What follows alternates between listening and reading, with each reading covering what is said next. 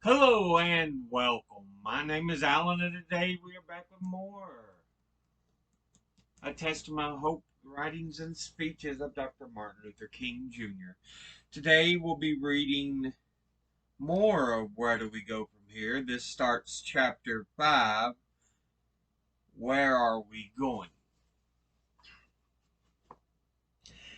As the administration has manifested a faltering and fluctuating interest in civil rights during the past year, a flood of words rather than deeds has inundated the dry deserts of expectations. The curious explanation of the defaults of the government warrants analysis because it reveals without intention the disadvantages under which the civil rights movement has labored.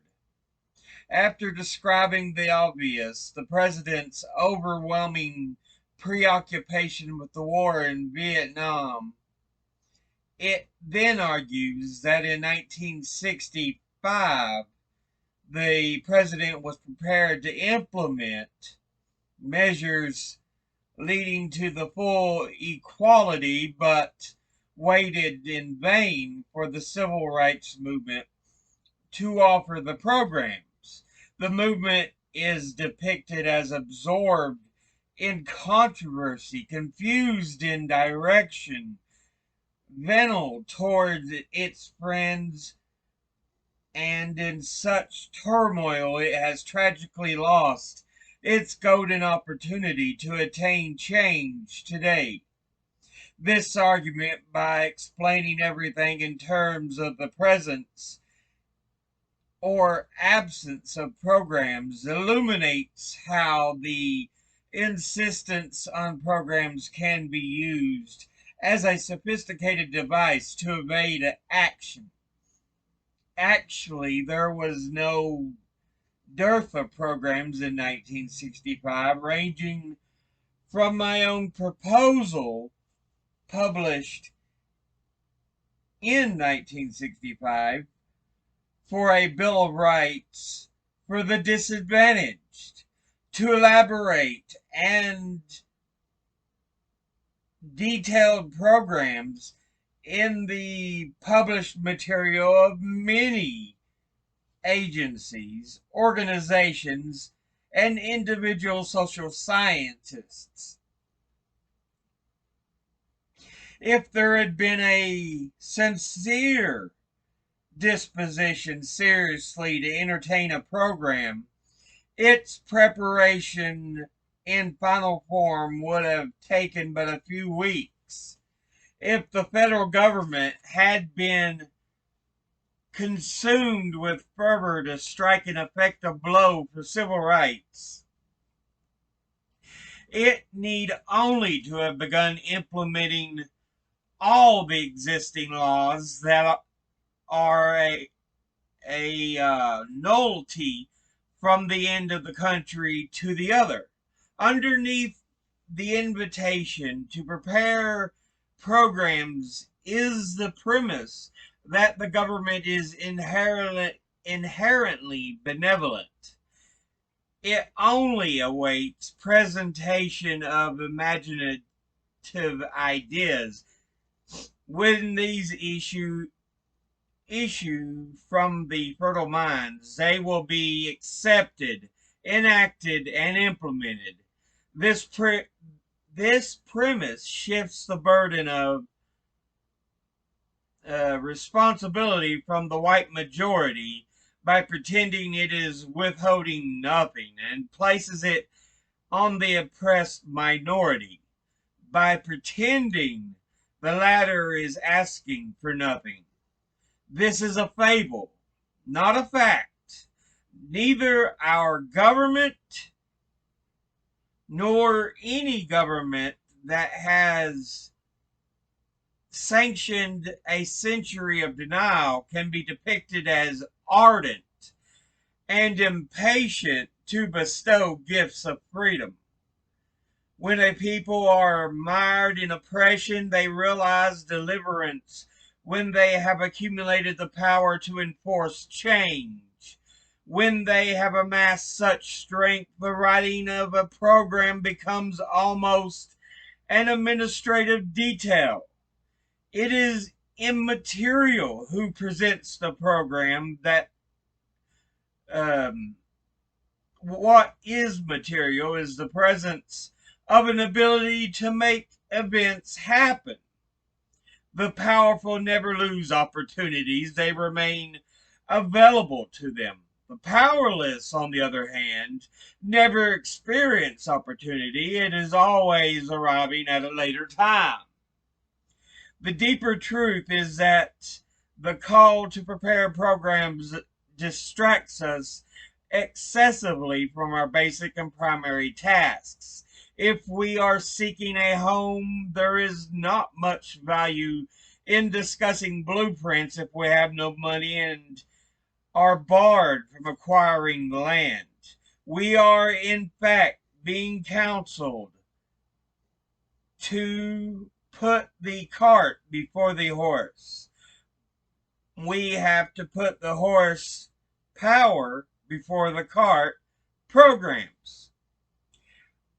Our nettlesome task is to discover how to organize our strength into compelling powers so that the government cannot elude our demands.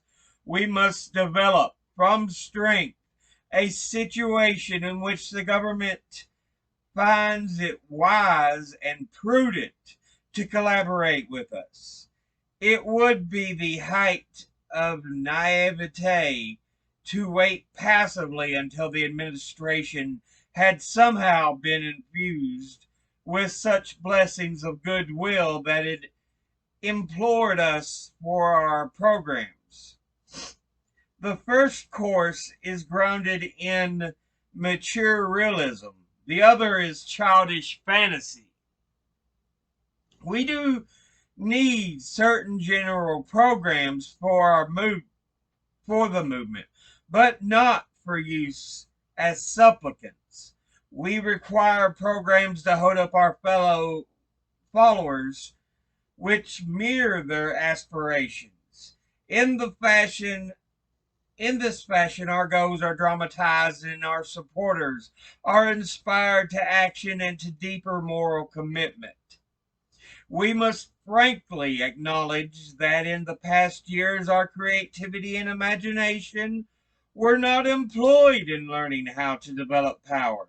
We found a method in nonviolent protest that worked, and we employed it enthusiastically. We did not have to probe for a deeper understanding of its laws and lines of development. Although our actions were bold and crowned with success, they were substantially improvised and spontaneous. They attained the goals set for them, but carried the blemishes of our inexperience. Then a new dawn reveals a landscape plotted or dotted with obstacles. The time has come for sober reflection, for assessment of our methods, and for anticipating pitfalls. Stumbling and groping through the wilderness finally must be replaced by a planned, organized, and orderly march. None of us can pretend that he knows all the answers. It is enormously difficult for any oppressed people even to arrive at an awareness of their latent strengths. They are not only buffeted by defeats, but they have been schooled assiduously to believe that their lack of capacity. People struggling from the depths of society have not been equipped with knowledge of the science of social change. Only when they break out of the fog of self denigration can they begin to discover the forms of action that influence events. They can then embark on social experiments, uh, experimentation with their own strengths to generate the kind of power that shapes basic decisions. This is where civil rights movement stands today. We will err and falter as we climb the unfamiliar slopes of steep mountains, but there is no alternative, well-trod, level path. There will be agonizing setbacks along with creative advances. Our consolation is that no one can know the true taste of victory if he has never swallowed defeat. For the moment, therefore, we must subordinate programs to study the levers of power. Negroes must grasp to influence the course of events. In our society, power sources are sometimes obscure and indistinct, yet they can always finally be traced to those forces we describe as ideological, economic, and political. In the area of ideology, despite the impact of the works of a few Negro writers on a limited number of white intellectuals, all too few Negro thinkers have exerted an influence on the main currents of American thought. Nevertheless, Negroes have illuminated imperfections in the democratic structure that were formerly only dimly perceived and have forced a concerned re-examination of the true meaning of American democracy. As a consequence of the vigorous Negro protests, the whole nation has for a decade probed more searchingly the essential nature of democracy, both economic and political, by taking to the streets and there giving practical lessons in democracy and its defaults. Negroes have decisively influenced white thought. Lacking sufficient access to television, publications, and broad format, Negroes have had to write their most persuasive essays with the blunt pen of marching ranks. The many white political leaders and well-meaning friends who ask Negro leadership to leave the streets may not realize that they are asking us effectively to silence ourselves. The twice forgotten man in America has always been a Negro. His groans were not heard, his needs were unfelt until he found the means to state his case in the public square. More white people learned about the shame of America and finally faced some aspect of it during the years of nonviolent protest than during the century before. Nonviolent direct action will continue to be a significant source of power until it is made irrelevant by the presence of justice. And I'm going to end this episode there because he does separate the chapters a bit, as you can see by putting the little Roman numerals in it. But yeah, Dr. King talking about the need for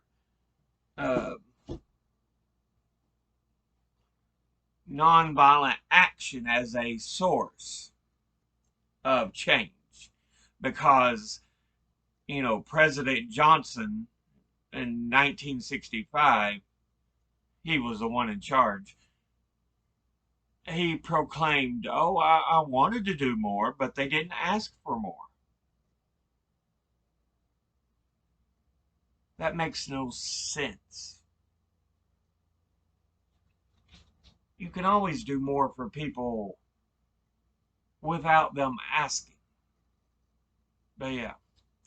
But I'll go ahead and end this episode here. As always, educate thyself, think, read, study, learn. Someone tries to tell you something you have trouble believing, ask them to cite their sources. I'll see you all in the next episode. Until then, later.